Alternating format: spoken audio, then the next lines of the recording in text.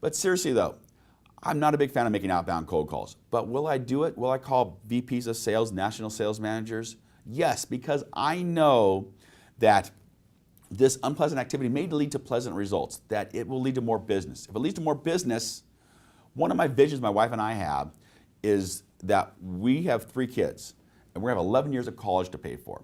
But I want to be able to watch my children walk across the stage, shake hands with the dean of their university, turn their tassel over and know that they had an incredible college experience and we were able to help them pay for their college experience. And so my wife and I talk about that a lot. So if I make an outbound cold call, might that help me put my kids through school? Absolutely. So really take the time between now and the end of the year or now and next quarter and think about what does success look like for me personally? What does success look like for my organization?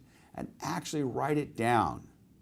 And if you like, I'll give you my email address at the end here. I'll be glad to help you with that. It's not easy to do.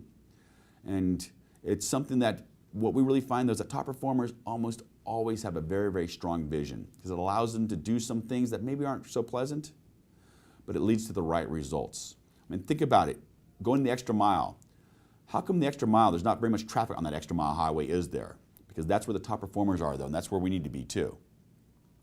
So what happens when all 4 are in place? This is where great performance happens. When you know your client's needs, your clients know what you sell, you're using a proven process, and you have a vision of success. That's what great performers do. They use those 4 keys to really generate success on purpose. And as a business owner, you know that every day you give 100%. Do your employees every single day give 100% too? And you know what that means? Because folks, if 99% were good enough, think about this. If 99% were good enough, 3,056 copies of tomorrow's Wall Street Journal would be missing one entire section. 2.5 million books would be shipped with the wrong covers. Hopefully, those 2.5 million books, mine aren't included in that. 3, this amazes me, 12 newborns would be given to the wrong parents daily if 99% were good enough. And finally, 2 planes landing at Chicago O'Hare Airport would crash daily if 99% were good enough. Now you as a business owner, I know every single day, go in there and give 100%. The key is the rest of your team giving 100% too, because folks, 99% is not good enough. It takes hard work and dedication.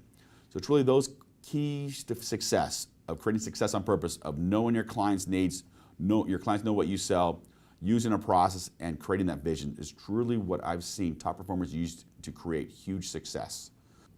All right, so I'd love to take a couple of questions here. All right, so one says, as a business owner, how do I motivate my team to give 100%? And that's not easy to do. The true key to getting people to give 100% is one, having a strong vision of what is it you're trying to accomplish as a company, as a business owner. And then more importantly, it's about sitting down and really understanding and knowing your team, knowing each individual person. And it's not the bonus, it's not the money, I hate to say it, that really motivates them. It's things that they can do with that. So you have to know if they are looking to buy a new car, where you can motivate them to do things they need to do to get that new car, or maybe it's to get new tires on that car, or maybe it's to go on a trip. But you need to really sit down and really know your team, know what motivates them. And I'm telling you, it's not the money. You got to ask them, if you were to make bonus this quarter, what would you do with that? And then motivate them to that. If it's to take a trip to Cabo, great. As you're walking by and you watch them performing some avoidance behavior, not doing what they're supposed to be doing, you simply sit there and say, hey, you know what? How's the sand feel in Cabo? Really what that tells them that, hey, if they don't get moving, they're not going to Cabo. So I think the key as a business owner to really motivate your people is you got to know them. You got to sit down and next to them and observe them and watch them work and work with them and coach them and transfer the skills that you have to them. But more importantly, as we mentioned too, it's really about having a strong vision and sharing that vision so people can get on board and get excited about where you're taking them. Next one, it says here, as someone new to sales, what advice do you have?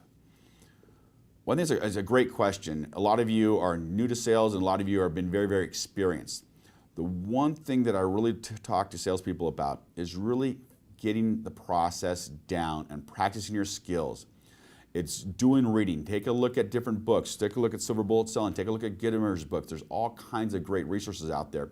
The key is to practice your communication skills, to really know your product, but more importantly, what questions do you have? Have a process in place. Because think about it, there's a lot of mental gymnastics that happen in the sales process.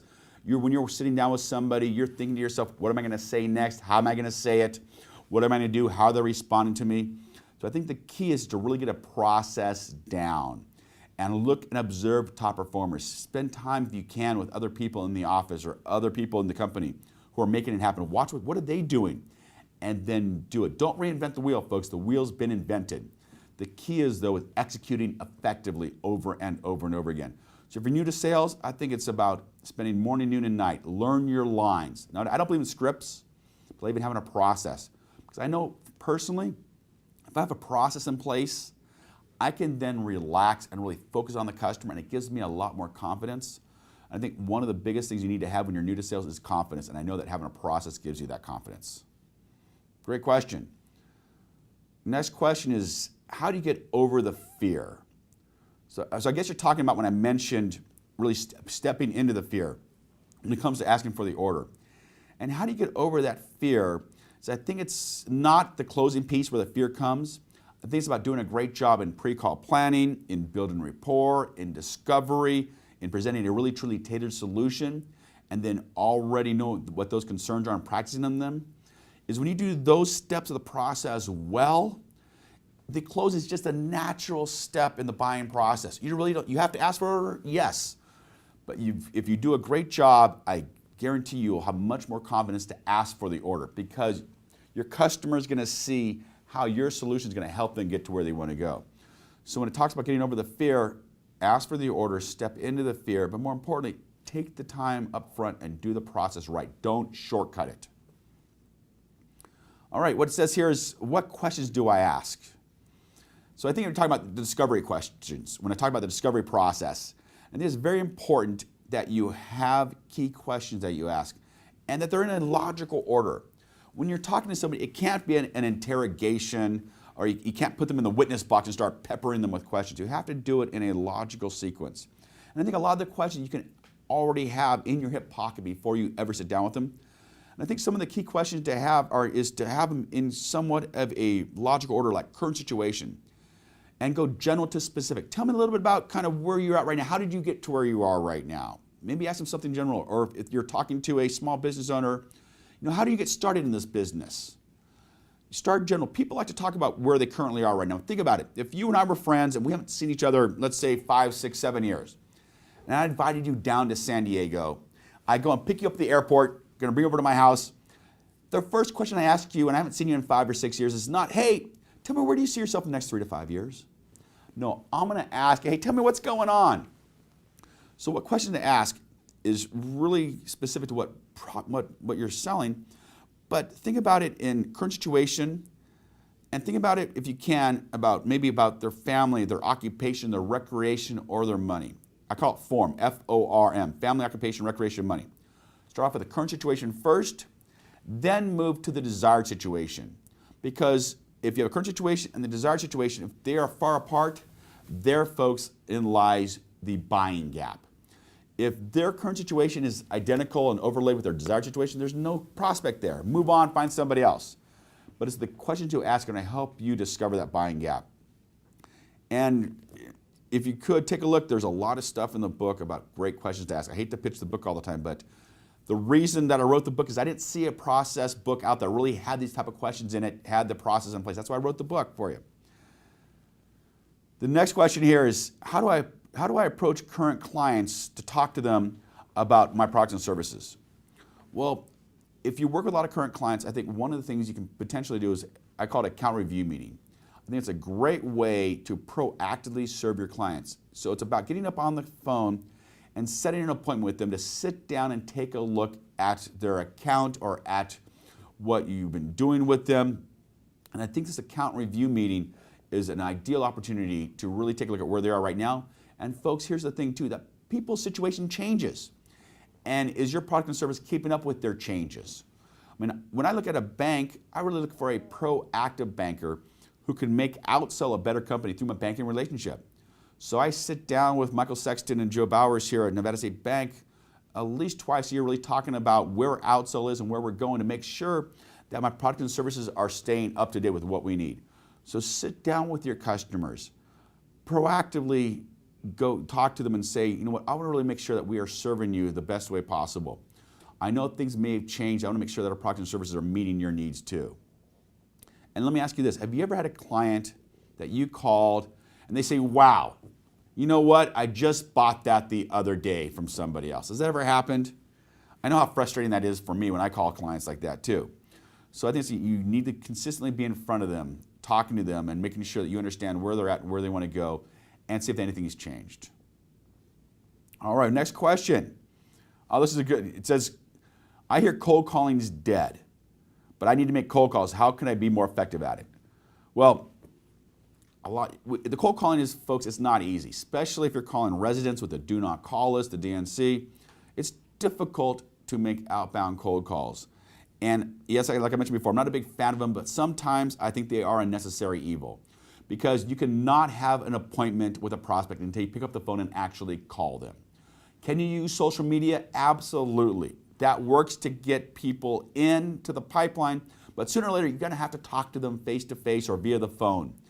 And to do that, I think a lot of times when I hear people calling, they kind of make the call as, hi, I'm calling to introduce myself.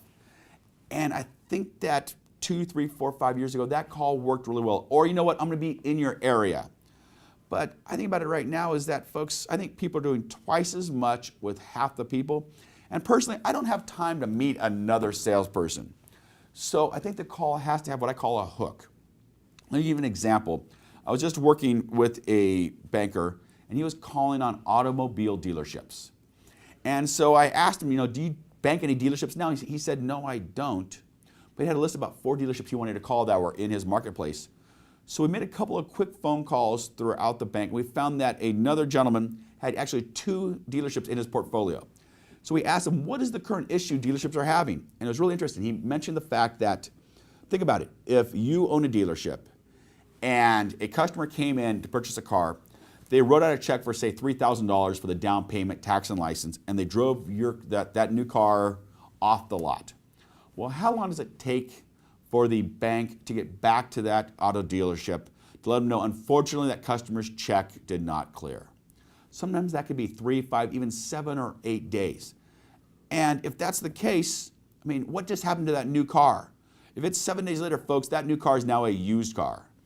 So now in calling into these dealerships regarding their banking, the call is no longer, hi, I'm calling to introduce myself. Now you can call in with a hook. And you call them, what's an issue they have and how can you solve the issue? So the call might be, you know, hello Rob, this is GA over at Nevada State Bank. And I specialize in working with auto dealerships. And one of the things I know that dealerships have is they have an issue with getting quick notification with insufficient fund checks. Is that an issue you have? And all I want the prospect to sit there and think to himself or say, well, yeah, it's a huge issue. How are you guys solving it? Folks, it's a completely different conversation when you can call in with an issue and then have a solution to solve that issue. Watch how many doors open when you do that. So it's really about having a hook. So I just want to say thank you very, very much again for the opportunity to share with you what I see as really some of the keys as I work with top performers around the country, that what they're doing to really create success on purpose.